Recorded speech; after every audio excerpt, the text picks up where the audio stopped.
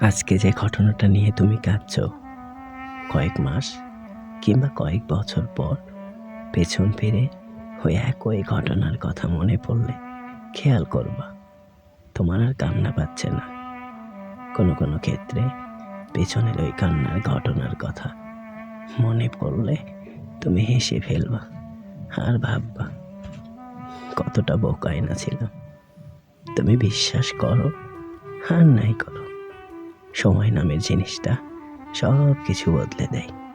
চিন্তা, ভাবনা, দুঃখ, কষ্ট, ভালোবাসা সব কিছু বদলে দেয়। তোমার ভিতরটাকে সে নতুন করে সাজায়।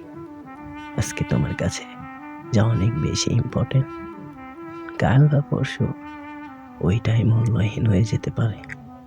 আমার অনেক বন্ধুরা মাঝে মাঝে প্রশ্ন করে, আমি অমুকের থেকে কষ্ট পেয়েছি, বলতে পারছি না, আমার আর বাঁচতে ইচ্ছে হয় না, ডিপ্রেসড লাগে, আমি কি করব?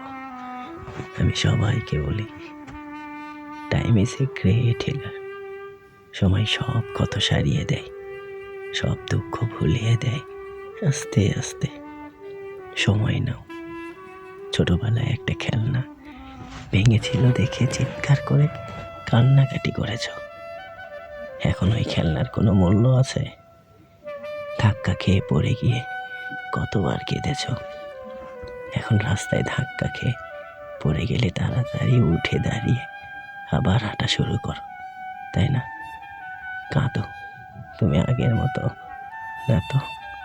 সময় নাও। সব রোগের ঔষধ হলো সময় নেয়া। তোমাকে কেউ কষ্ট দিয়েছে, একটু সময় নিয়ে কষ্ট সহ্য করো। এক সময় ওই কষ্টটা ভুলে যাবা, অথবা কষ্টটা আর গায়ে লাগবে না, কিংবা তুমি এই কষ্টের কথা মনে করে হাসবা। চোখ থেকে না হয় 2 ফোঁটা অশ্রুই পড়ল।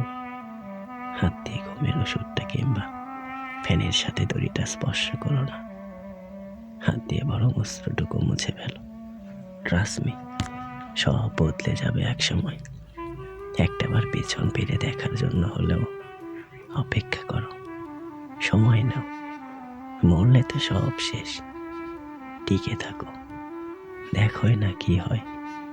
চোখের পানি শুকিয়ে যায়, কষ্টের রঙগুলো একটু একটু করে অস্পষ্ট হতে থাকে, ব্যথাগুলো আস্তে আস্তে কমে যায়। তুমি খালি সময় দাও, একটু ওদের, একটুখানি সময়।